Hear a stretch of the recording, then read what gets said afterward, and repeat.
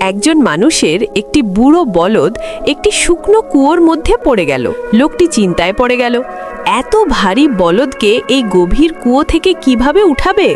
তখন গ্রামের আরও কিছু লোক এলো এবং তাকে পরামর্শ দিতে লাগলো। তারা বলল, এখন এই বুড়ো বলদকে কুয়ো থেকে তুলে কি করবে? এখন তো সে তোমার কোনো কাজেই আসবে না। তার চেয়ে এর ওপর মাটি ফেলো, কুয়ো ভরাট করো আর বিষয়টা শেষ করো।